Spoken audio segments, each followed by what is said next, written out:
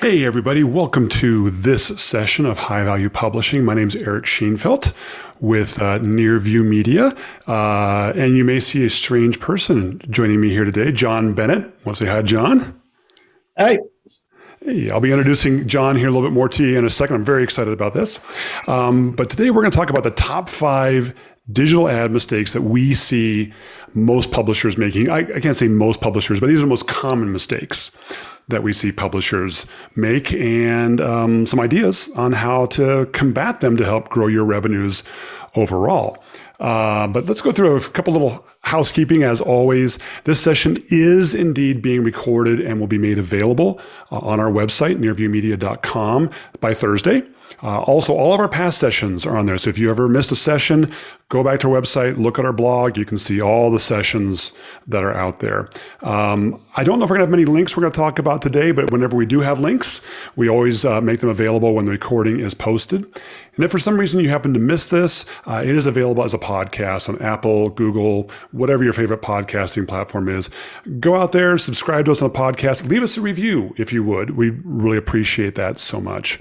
If you have any questions, or in this case, any other thoughts on other big ad mistakes you see publishers make, feel free to put them into the chat or use the Q&A if you want to do it that way.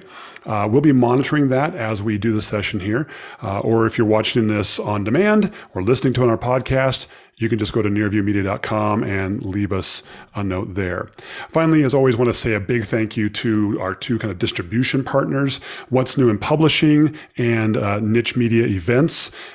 These 2 folks are great, and they always take our sessions and they distribute them to their audiences as well, and we really greatly appreciate that. As I mentioned, I've got John Bennett with me. I am very excited about this. John and I have worked together on and off for, John, 20, 25 years? Yeah, definitely over 20 years. That's crazy. So I'm thrilled to announce that John is joining me as a partner here at Nearview Media, as a digital media strategist, but not just as a strategist and a pretty face. John is also a guy who can get his hands dirty and really knows his stuff on this. So he and I are working together now on this. I'm very excited. John, I'll let you talk a little bit about your background and just say hi to the gang here. Yeah. Hi, everybody. Happy to be part of the podcast. I'm a longtime listener, first time participant, I guess is the way it would go. Eric and I joined where he was working at Penton Media, actually it was Duke Communications, then I went to Penton Media. I have a background, started out in print design, worked for some agencies, made the shift over to publications, had done some newspaper work, and really kind of on the operations side. So I have that kind of background with working with circulation and print and kind of that integrated approach, which I probably think is probably one of my strengths. But on the same note, as fell in love with digital 15, 16 years ago. Worked with Eric in setting up the foundation of, at the time, National Business Media, the way that we had launched that and turned it into a multi-million-dollar business. And so, I've been on both sides. I've had, worked alongside Eric and was able to turn good ideas into success, and really look forward to being able to step and partner with different publishing partners and hopefully do the same with them. That's great. Thanks, John. And most recently, he was the VP of Digital Media for Lessiter Media. And I got to tell you, they did some really innovative stuff, especially on the virtual event side and webinar side over there. So really thrilled to have John on board. And he and I are going to be, just bringing extra firepower to everybody out there. But that being said, let's get into the main reason why we're here today, to talk about the top 5 digital ad mistakes that publishers make. So, John, I'll kick it off with one of my favorite ones on number 1, and that's selling too many things. Perfect. So my thoughts on this is that I cannot tell you still how many media companies, when we're working with them, and I look at their ask them, say, hey, send me your digital media kit, and we look at the stuff, and there's this smorgasbord of just item after item after item, 10, 15, 20 different items that they're out there trying to sell. Usually, there's a lot of them on there that people aren't buying. There's a lot of them on there that aren't priced very high. And I always come back down to the litmus test I use, if my ad rep, you got maybe 15, 20 minutes on the phone with a client or meeting with a client. And the realities are, I'm not going to be able to get through this big list of 10, 20 things. This is why a lot of sellers still to this day, if you have a print option, they default back to selling print, and digital is still a bit of a second thought. Or they only sell one or two things on digital because they cannot remember everything. They can't talk about the value of everything. And in addition, things are usually, we'll talk about this, the value pricing later on, they're usually underpriced, right? Hey, if I've only got 15, 20 minutes with you, I'm going to sell you a 12X print package for 80 grand rather than try to pitch you on this, $500 one-time banner ad buy. Exactly. What do you see with that, John? I've seen exactly the same thing, which is, there's two things that I've seen is either the salesperson will gravitate to where they're the most comfortable or they're going to get paid the most. One of those two things. But I had one publisher, I remember talking with them. They said, I have 127 things to sell. And I'm going 127. So the thing is that there's so much that's going to be, missed. And the hope was we come up with a few more. And so, it's that old adage, to pick something up, you got to put something down. And I think that's the hardest discipline is to go, what, if we're going to add these two new products to bring the energy and the excitement to it, we have to go. And, because of that, we're going to, set these aside for the moment and, just try to focus on that. And we'll get to that in a bit as well, because I think that, if I was a salesperson and hit the ground knowing I had that much to sell, it would also be hard to find any kind of, motivation or accomplishment, because I would know that there was more that I didn't sell than I was able to sell. Yeah. One of the things I always say as a rule of thumb is if you're selling something less than, if you're selling out less than 70% of your inventory on something, you should seriously consider getting rid of it. I mean, certainly if it's 60 or you're only selling out half of it, you should seriously consider getting rid of it because it's just not creating attention. Yeah. And one of the keys I found is that when you've got all these little things to sell, it's usually better combine them into one bigger package that you're selling, and you'll wind up making more revenue. I think the other thing that comes to my mind is supply and demand. If I've got all these things to sell and I'm coming to you hat in hand, want to buy a few of them? Whereas if I can manage my inventory, manage my supply and the demand, now, hey, look, I've only got 12 of these, and when they're gone, they're gone. Now it puts the power on the whole other foot. Absolutely. It's the urgency of it. Because then if it feels like there's only a handful of them, then it's like, I have to buy that. Rather than it's one of many, then it's like, well, if I miss this one, there'll be another opportunity. And I agree with you. Absolutely. The urgency factor ends up being a very powerful sales tool for any of your sales reps to have. Yeah. If you work at all with John or I, you're going to get a book called Essentialism. It's a great book. Yeah. Again, I'm not a huge business book fan, but I've talked about this before. It's called Essentialism. The subtitle is The Disciplined Pursuit of Less. Absolutely true in so many ways in media companies. And it's basically saying, hey, trim down what it is you're going to sell, boil it down to the essentials, and deliver a lot of value. So I think, John, that leads us kind of into, I think, one of your points for number 2. Yep. And I think it kind of, a lot of these, you'll see that they're intertwined. And the number 2 thing that I see is digital becomes a value add, which is, it might be the concept of there's no hard cost to it, or I don't know how to value it, but it always seems where if you come on with the 12-time print package, then I'm going to throw a few of these, digital items in. And you will never, ever, ever be able to charge for something you give away. It's just one of those things that you have to go, if it's going to have value and I ever plan on selling it, I never can give it away. If you're going to bundle it and then discount the whole package 5% or whatever you're doing. But as soon as you give any of that away, the other thing is what I've also seen is then the person who gets that doesn't see it with value either. So if you give them a listing, Yeah, it's just all of a sudden they go, wait a minute, if it didn't have any value to where I'm paying for it, maybe I shouldn't expect that much and whatnot. Where, again, is digital is powerful, it's measurable. And I mean, all the things that's there. I think that's just one of those habits that I've seen, that if we could nip that in the bud and, force discipline of going, hey, I'm going to charge for all things, especially digital, you'll see natural revenue lift. Yeah, I mean, so the thing I always use with publishers and ad salespeople and sales managers, value add equals no value. If you're value adding something, it means you don't value it and your advertiser doesn't value it. So, I'm definitely of the opinion, don't value add anything. And if you've got something that you're like, this really isn't worth anything, I just throw it in on everything, I would really consider, is it worth having? If it doesn't have value, why the heck are you selling it? Because your advertisers know this, the agencies know this. So package it together with something else. And I love what you said, John. I fully agree with that. Everything should have a price with it. And in your proposals, everything has a price. And then you could put an overall package discount together. So if you've got print and you've got digital and you've got some events and you've got some lead gen, put it all together. Everything has a price. And then you put an overall package discount on it. I love that. That's a great suggestion, John.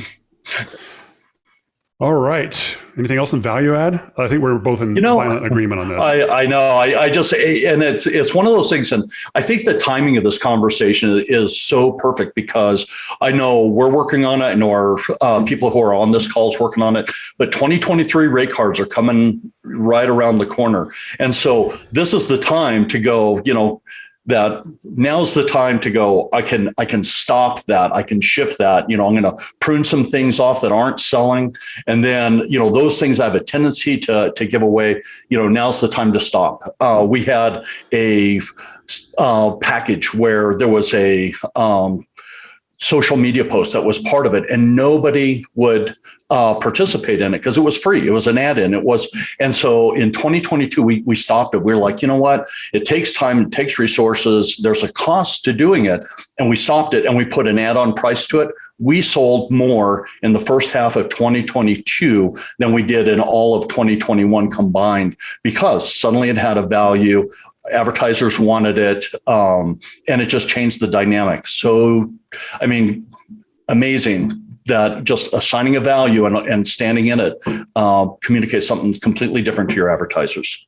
I love that. I absolutely love that. The fact that you put a value on it and all of a sudden it became valuable with that. And 100% agreed. This is the time, if you guys are looking to make any changes to how you sell things, the pricing, the packaging, the number of products that you sell, even getting down into, the way that you charge, whether it's frequency discount or whether it's total volume pricing. Check our blog. You'll see a whole session on total value pricing on that. This is the time to do it, July, August, because there is still a cyclical sales cycle in media, and it is still the fall that we put all this, all this stuff has to get together for. So this is the time. I agree. All right, number 3, I think you guys are going to see some similarities with this, but not delivering value. This is kind of the opposite thing. This is where we're saying, okay, I'm charging you for something, but I'm not delivering the value for this. So I can't tell you, I still see media companies who will charge for something. And when we talk to them, I'm asking, well, why are you pricing it that way? I don't know. Felt like a good price. And so not delivering value for something like, okay, hey, it's $1,000 for this banner ad or for this email placement or this whatever. Awesome. What do I get for that? Well, you're going to rotate, or you're going to be part of this, or you're going to show up on these pages. Okay, well, how many people are going to see this? What's the impact my ad going to have? I don't mind if it's a small number of people, if it's really focused and a very strong opportunity for me. Yeah. But I need to have some placement of value, some delivering of value on this. And so I see a lot of folks underpricing. I'll see some folks overpricing things here as well. So John, you had a great suggestion of kind of how to normalize and see, are you charging the right amount for that value? Yeah. I just think that, as you had made a great point earlier, there has to be a logic behind it, a logic that, whoever you're talking to has to bring it to get approved as far as an ad spend anyway. So, I mean, start out with a CPM, look at your reach. If you're not getting that reach, that's where you start getting creative and expanding that reach and doing, marketing extensions and things like that. But when you look at it, if it can root back into a cost per thousand, do a comparable print cost per thousand, I think then for an advertiser, it makes sense. Otherwise, you're just, as you had said, you're just grabbing numbers. You're throwing spaghetti on the wall and seeing what sticks. And, if it doesn't stick, then you come back and discount it. And then why would last year was at this price and now this year is at this price? I think if there's some logic behind it and you can communicate that effectively, I think advertisers, will understand and buy with it. And then if they go, well, that's too high, well, then you start talking about incorporating, bundling or larger packages. Mm-hmm. The point that you had made a couple of points ago, I mean, your costs if you could take everything in bulk, put it into just a few packages, your cost for sale, when you look at the efficiency of your operations, becomes much less. Instead of chasing all of these little things, you come back to it. But, when you look at delivering value, if you go, when you look at KPI dashboards, when you look at those things, you go, this is what I promised I would deliver, 30,000 impressions, 100,000 impressions. I know advertisers, what I always hear from my sales team is, bigger is better. And I'm like, but why? If it's not the right buyer, bigger's not always better. Yeah. So like when it comes to delivering value, you mentioned the CPM pricing. And mm-hmm. I think as we and I have talked about, it doesn't mean we have to publish a CPM price. Doesn't mean mm-hmm. we have to say that, okay, this banner, we're going to charge this banner ad and it's X CPM and this email is Y CPM, because that has a tendency to commoditize what you sell. But what John and I are a fan of doing is saying, okay, we like fixed prices for certain placements, but there is a CPM rationale behind it. In other words, if I'm going to charge $1,000 for this digital partnership, I first thing I want to do is I want to look at, well, what are people paying for? So I always kind of go back to, let's look at your print. If you start coming from a print background, what's your print background? What are you charging for like your most common ad unit? What is a half page, a full page, whatever that may be? What are you charging for that? And then, okay, how does this digital product compare in value? Right? How does it compare in value? Okay, maybe it's a banner ad, and we're only letting 10 people buy the banner ads on our site, and they're 970 by 250s and 300 by 250s. So maybe I'm not charging the same CPM, but I'm using the CPM as a basis for coming up with what my ultimate price should be. And when we've worked with publishers who don't have enough inventory to put stuff together, and as John said, we can augment that inventory in some unique ways. So it really is saying, I've got to say, if I'm going to charge somebody this much money, I need to make sure I'm delivering that much value to them, whatever that winds up being. Throw one other little thing out there that I think undercuts advertiser value, and I still see publishers doing it. I will still see publishers, when you come to their webpage, they auto refresh the ads. Every 10 seconds, every 15 seconds or so. You'll be sitting on the page, ad refreshes, ad refreshes, ad refreshes. Now, for folks who are more like, using Google AdSense on their sites, okay, it's really not necessarily that big of a deal because Google's only paying you on a cost per click anyway. But if you're charging an advertiser, $1,000 for an ad position, and their ads just sitting there rotating, if I minimize my screen, or if I walk away and I just let that open in a separate tab or something, it's going to refresh again and again and again and again. You can get thousands, tens of thousands, hundreds of thousands of bogus ad impressions. Mm-hmm. Yes, you may get a lot of ad impressions for your advertisers that you can go sell, but you know what? You're shortchanging your advertisers. Yeah. You're selling them bogus impressions. And on top of that, your click-through rates are going to go into the toilet. So if you've got really bad click-through rates and you've got auto refresh on your ads, Stop that. Stop that. This is a game that we as publishers play. Stop the auto refreshing of ads. There's better ways to do that. There's better ways. You need more inventory. There's better ways to get more inventory than the auto refreshing of ads. I'll get off my soapbox now. One more thing I wanted to add about delivering value. I think the other thing that when we think of traditional digital media, we think of the display ads. But when you look at your high value, your webinars, your lead gens, and you're going, well, why is that so much more? Well, then you get into that. What is the value of a new prospect? I mean, if you can close them, how much money do they spend in a year? How many years do you keep them? So when you look at being able to communicate that value rather than going, well, I'm just blasting an ad or I'm just doing this. Well, it's like, well, you have single stage. You have the ability to turn these into leads. Leads can turn into customers. Customers turn into long-term revenue. So again, I think that, there's so much behind this. How do you deliver value? How do you stand in value? And I think there's a story there, but going back to it, this is the time, media kits and sales sheets. This is how you equip your sales team to just get the most out of it. The key with value, ask yourself the question, if I'm the advertiser and you're trying to sell me this, what am I going to get for the money? As long as it makes sense, okay, you're going to charge me, I'm charging me $1,000 and I'm going to get this, or $3,000 and I'm going to get that, and it makes sense to me, you're done. You're good. Mm-hmm. But if that litmus test doesn't pass, then you got to rework it. All right. Absolutely. John, I think you wanted to talk. Yeah, losing focus. One of the things that I've seen, and again, is these kind of roll into each other, is we'll come up with a great strategy. We'll take, just like you said, we'll take a partnership. So we're going to take all of the display ads and we're going to bundle it in with our email and our web and, really package it. And people are going to get excited about it. And then year 2 and year 3, we're just expecting people to show up with that kind of excitement.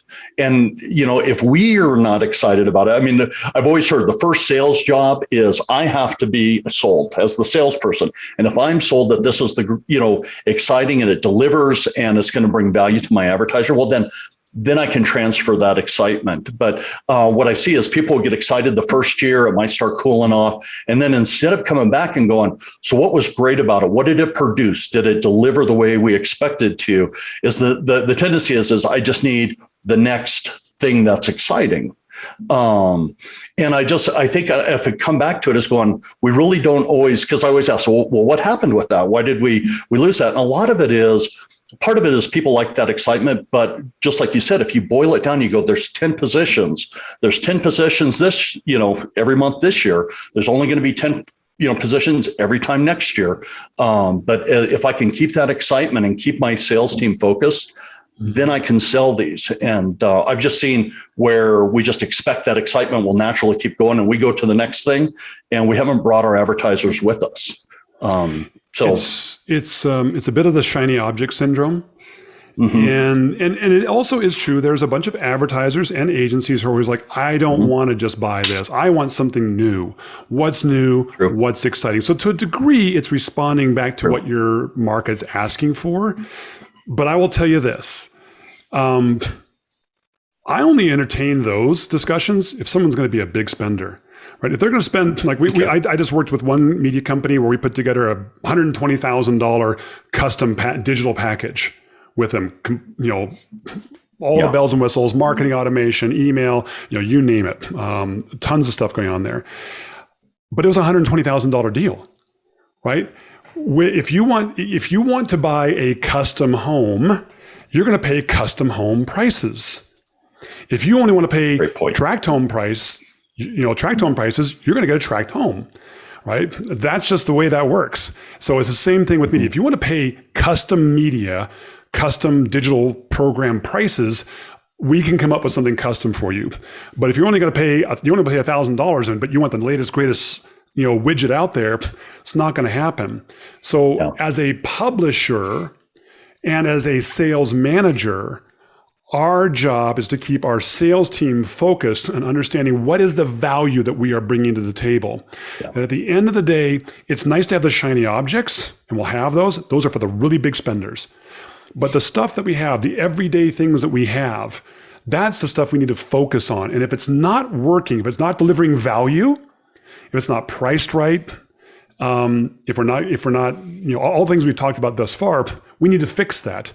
But at the end of the day, we are responsible as the sales management side of things to help keep our sellers focused on our core products, right? I always look at there's 3 levels of products. You have your kind of your entry level products that really, harken back to the days of the old back of the book classified sales kind of thing.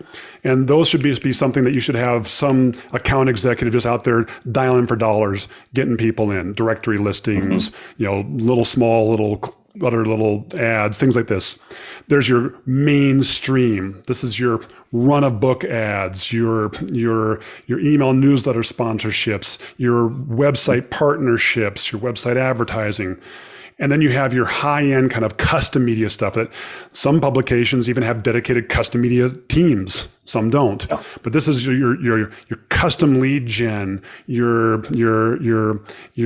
custom content marketing kinds of things, right? Those are the 3 strata. You got to keep the focus on the bread and butter. Again, the bell curve. The lower end of the bell curve, those entry level things, you're not going to make a ton of revenue off of those. Yeah. You're not going to have a ton of people. Your higher end of the bell curve, you're going to make some good money off of those, but you have very few of them. It's that middle of the bell curve. That's what you got to focus on, in my opinion. And what will happen is if you lose focus, you're going to go back to point 1, which is you're going to have too many things to sell.